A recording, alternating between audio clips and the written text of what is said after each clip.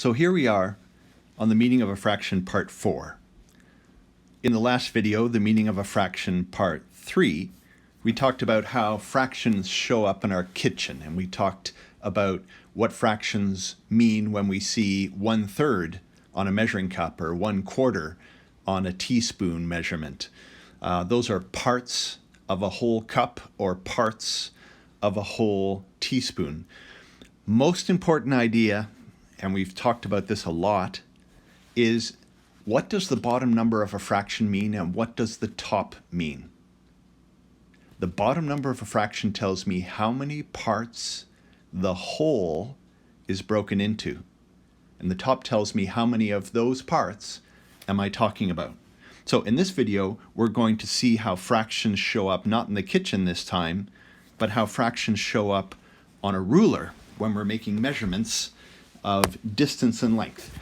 So I'll just mention quickly that the metric system does not use fractions. The metric system uses decimals to talk about the parts of a whole.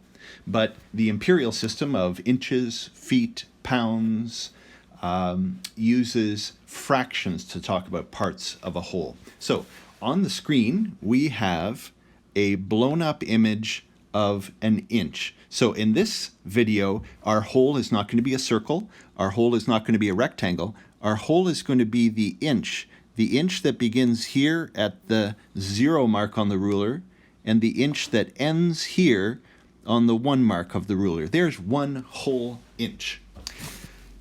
Now, if I'm ever measuring something that's less than an inch, then I've got to use all of those little lines that are between the 0 and the 1.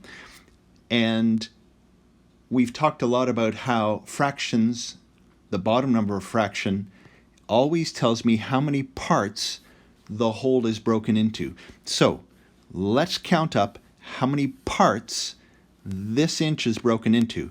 And I see it's already broken up for me with all of those black lines on the ruler. So I'm just going to mirror those in red here.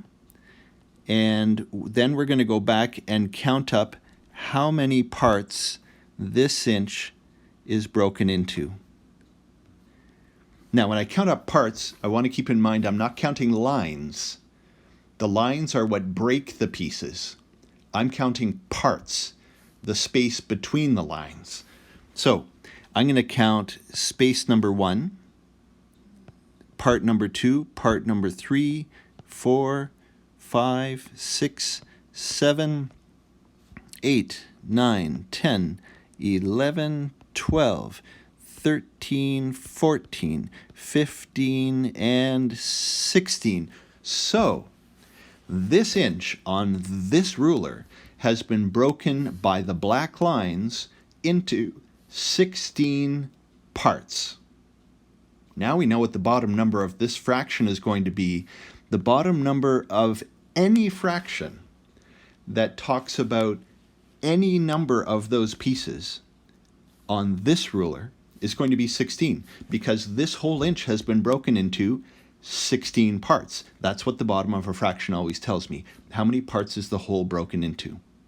Now, if I had this piece number 1, then I would say I have 1/16 of the inch. 1 part out of the 16 parts that it takes to make a whole of this inch. Let's look at a different situation. What if I had 1, 2, 3, 4, 5, 6, 7, 8, 9? What if I had 9 out of the 16 parts that this inch is broken into?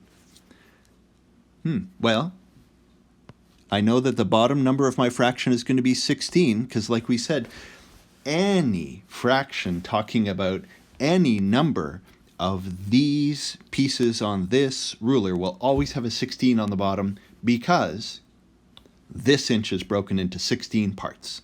This whole inch is broken into 16 parts. The top number always tells how many parts do I have.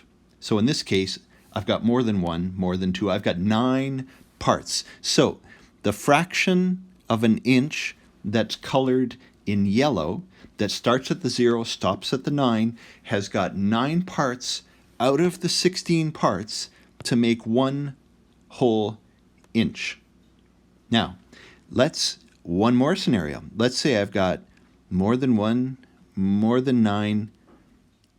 Let's imagine we've got all 16 parts that this inch is broken into. All 16 of those parts. Let's see how we can create a fraction that talks about that. Bottom number must be 16 because this inch is broken into 16 parts. 16 parts to make the whole. Top number always says, how many parts do I have? And what I've drawn with the blue line there is we have every one of those 16 parts. Now, it's fun to look at because when you see that we've got an inch broken into 16 parts and we have all 16 of those parts, we actually have exactly 1 whole inch.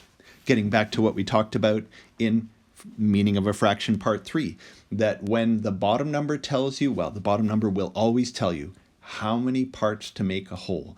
If the top number is the same as the bottom, it means you've got all of the parts you need to make that 1 whole.